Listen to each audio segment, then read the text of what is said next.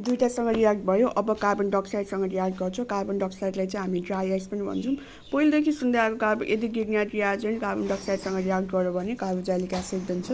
So यो के हो, गिग्नेट रियाजेन्ट हो। अनि यो CO2 या चाहिँ न्युक्लियोफिलिक एडिसन रियाक्सन हुन्छ है त। हेर त सबै जोडिरहेको छ नि, यो R- या कार्बनमा आएर जान्छ। अनि त्यसपछि यहाँ हाइड्रोलाइसिस हुन्छ, त्यसपछि कार्बोक्सिलिक एसिड हुन्छ। की पोइन्ट भनेको के भन्दाखेरि जुन गिग्नेट रियाजेन्ट हुन्छ, गिग्नेट रियाजेन्टमा चाहिँ MgX हटाएर COOS थपिदिने। अब यो सपोज यस्तो छ होइन, यो भने गिग्नेट रियाजेन्ट भयो, यो MgBr हटाइदिने र COOS थपिदिने।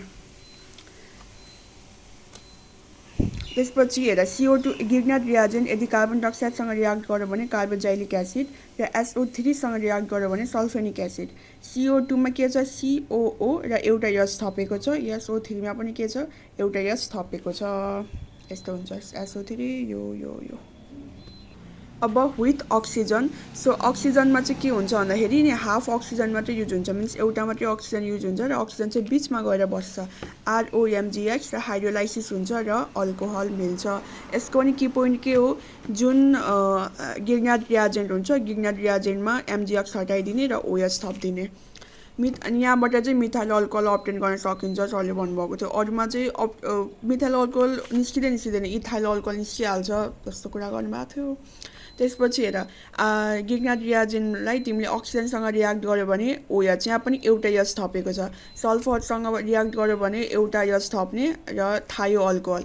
अघि CO2 सँग पनि रियाक्ट गर्दाखेरि एउटा यस थपेको थियो र कार्बोक्सिलिक एसिड, र सल्फर ट्राइअक्साइड सँग रियाक्ट गर्दाखेरि पनि एउटा यस थपेको थियो र सल्फेनिक एसिड। यहाँ पनि अक्सिजन र सल्फरमा सिर्फ एउटा यस मात्रै थपेको छ। र अर्को भनेको के हो भन्दाखेरि यो जब हाइड्रोलाइसिस एक्सेस छ होइन, सपोज अघि एक्सेस छ अनि अब अल्कोहलमा इन्ड भयो नि त, फेरि त्यो एक्सेस चाहिँ किन अल्कोहलसँग एक्सेस गिग्नेट रियाजेन्ट अल्कोहलसँग रियाक्ट नगरेको भन्दाखेरि हाइड्रोलाइसिस भएपछि त्यही स्टप हुन्छ कि अब फर्दर रियाक्ट गर्दैन, पानीमै घोलेर सकिन्छ गिग्नेट रियाजेन्ट। अब 5 नम्बरमा भनेको इपोक्सी इथेन अथवा अक्सिरेन। यो इपोक्सी इथेनमा चाहिँ के हुन्छ भन्दाखेरि दुईटा कार्बन इथेन छ नि त, सो दुईटा कार्बन चाहिँ बढी भएको अल्कोहल बन्छ। यसको भनेको यो स्ट्रक्चर यस्तो हुन्छ, CH2 माथि अक्सिजन बिचमा। सो यसमा चाहिँ यसको की पोइन्ट भनेको के हो भन्दाखेरि जता R जोड्छौ त्यसैको बोन्ड, अब सपोज यहाँको यो R चाहिँ यहाँको CH2 सँग जोड्यो भने यो बोन्ड टुट्छ अनि यता H बोन्ड हालिदिने क्या। अथवा हेर जता R जोड्छौँ, सपोज RMgX यस्तो हुन्छ होइन, यताको R जोड्यो भने यो बोन्ड टुटाइदिने अनि CH2 OH। नत्र यसको मेकानिजम भनेको चाहिँ, मेकानिजम त के भन्नु, जे भए पनि कसरी हुन्छ त भन्दाखेरि, अनि साँच्चै गिग्नेट रियाजेन्टमा नर्मली चाहिँ के हुन्छ भन्दाखेरि अल्काइल ग्रुप चाहिँ प्लस हुने हो नि त, अनि अरू भनेको माइनस हुन्छ भने गिग्नेट रियाजेन्टमा चाहिँ R चाहिँ माइनसमा हुन्छ है त, अनि अक्सिजन पनि माइनस हुन्छ। यो यसमा एट्याक गर्छ। यहाँ पनि न्युक्लियोफिलिक एडिसन रियाक्सन, सब एडिसन त भइरह।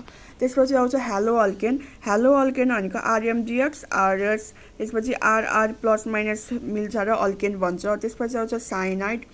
साइनाइडमा तिमीले के गर्ने भन्दाखेरि की पोइन्ट भन्दाखेरि जुन ट्रिपल बोन्ड यन छ त्यसलाई हटाइदिने र त्यसको ठाउँमा चाहिँ डबल बोन्ड O ल्याइदिने।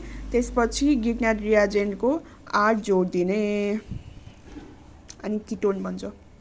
अब क्वाड हेरौँ। क्वाडमा चाहिँ गिग्नेट रियाजेन्ट चाहिँ किन एक्विस मिडियममा हामी युज गर्दैनौँ, एक्विस मिडियममा युज गर्दैनौँ, इथर मिडियम इथर पनि ड्राई इथर युज गर्छौँ भन्दाखेरि जुन गिग्नेट रियाजेन्ट बन्छ नि, त्यो गिग्नेट रियाजेन्ट चाहिँ फेरि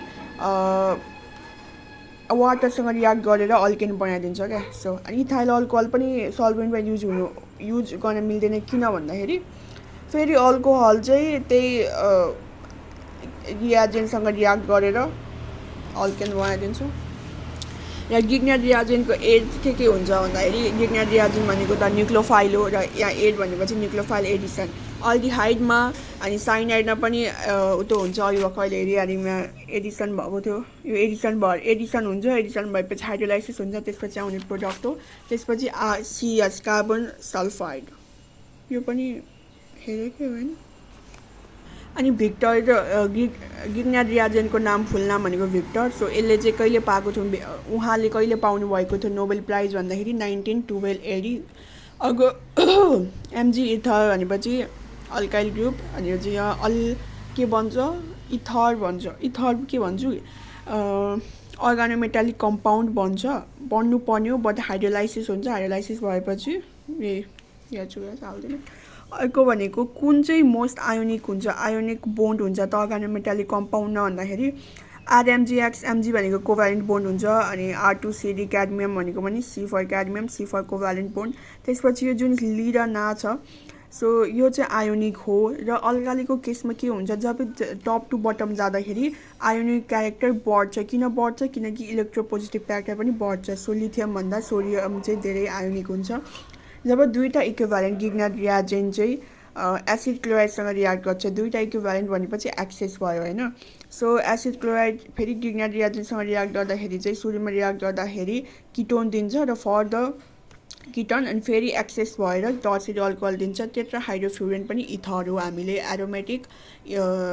अर्गानोमेटालिक कम्पाउन्ड बनाउनका लागि युज गरेको थियौँ र most ionic bond with carb भनेर ली नाको जति मुनि गयो त्यति बढ्छ सो पोटासियम कार्बोनेसन अफ गिग्नाट रियाजेन्ट कार्बोनेसन भनेको चाहिँ कार्बन डाइअक्साइड बुझ्ने सो CO2 अफ गिग्नाट रियाजेन्ट भन्यो भने कार्बोजाइलिक एसिड दिन्छ अर्को हुन्छ यो भनेको यस्तो छ कम्पाउन्ड अनि यसमा तिमीले एमजी इथर गर्यो भने सुरुमा गिग्नाट रियाजेन्ट अनि गिग्नाट रियाजेन्टमा हाइड्रोलाइसिस गर्यो भने फेरि के भन्छ हाइड्रोलाइसिस गर्यो भने टोलिन भन्छ र टोलिनमा अक्सिडेसन गर्यो भने सधैँ बेन्जोइक एसिड भन्छ त्यसपछि फेरोसिन भनेको चाहिँ आइरन चाहिँ 5 वटा कार्बन भएको